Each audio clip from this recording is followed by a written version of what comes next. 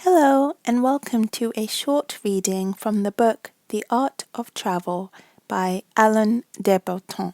So I'm just going to read a short extract about a novel, and it has a lot of French words in it, so please forgive me for butchering the French words. I don't know how to pronounce them, so I'm just going to give it my best shot.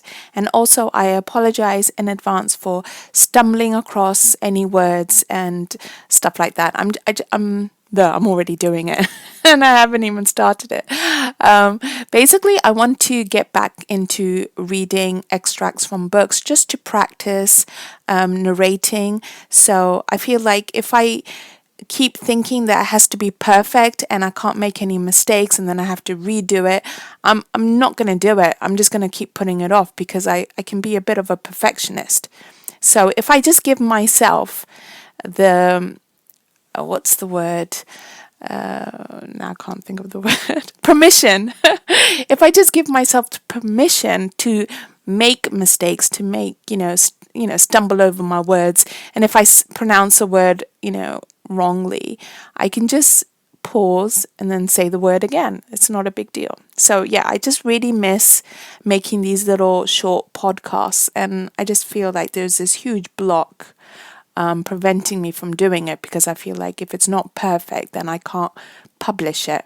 But I feel like I need to publish it because it's good for me to just have that sort of, what's that word? Accountability. So that was a really long introduction. Okay, let's get to the main extract now. Okay, so one question revolves around the relationship between the anticipation of travel and its reality.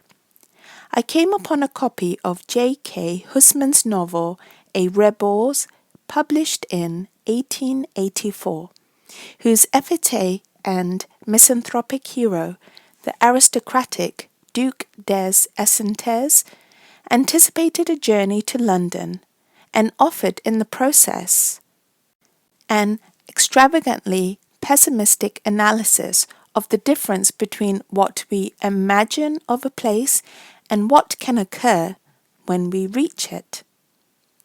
Huysmans recounts that the Duc des Esseintes lived alone in a vast villa on the outskirts of Paris. He rarely went anywhere to avoid what he took to be the ugliness and stupidity of others. One afternoon in his youth, he had ventured into a nearby village for a few hours and had felt his detestation of people grow fierce.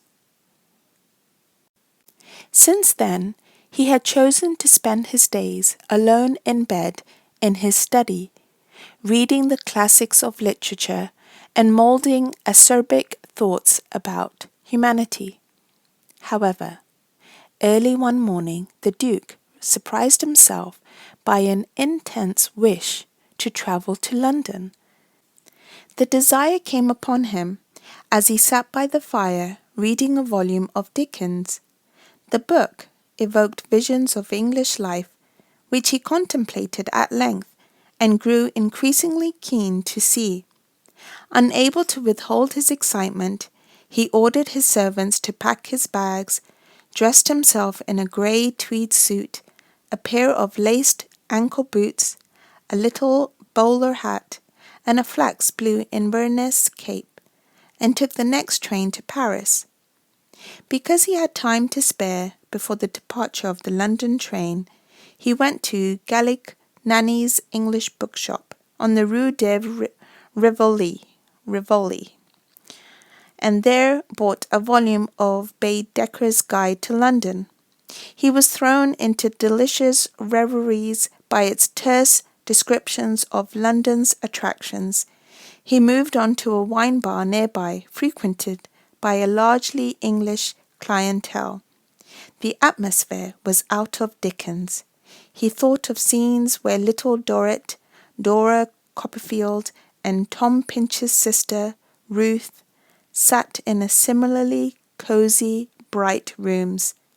One customer had Mr. Wickfield's white hair and ruddy complexion, and the sharp, expressionless features and unfeeling eyes of Mr. Tulkinghorn. Hungry, des Essentes went next to an English tavern in the Rue de Amsterdam, near the Gare Saint Lazare. It was dark and smoky there, with a line of bare poles along a counter, which was spread with hams as brown as violins and lobsters the colour of red lead. Seated at small wooden tables were robust Englishwomen with cheeks as red as apples. Des Essentes found a table and ordered some oxtail soup, a smoked haddock, a helping of roast beef and potatoes, a couple of pints of ale, and a chunk of Stilton. However, as the moment to board his train approached, along with the chance to turn dreams of London into reality, Des Essentes was abruptly overcome with lassitude. He thought how wearing it would be actually to go to London, how he would have to run to the station, fight for a porter, board the train, endure an unfamiliar bed, stand in queues, feel cold and move his fragile frame around the sights that Baedeker had so tersely described, and thus soil his dreams. What was the good of moving when a person could travel so wonderfully sitting in a chair? Wasn't he already in London, whose smells, weather, citizens, food, and even cutlery were all about him? What could he expect to find over there except fresh disappointments? Still seated at his table, he reflected, I must have been suffering from some mental aberration to have rejected the visions of my obedient imagination, and to have believed like any old ninny that it was necessary, interesting, and useful to travel abroad.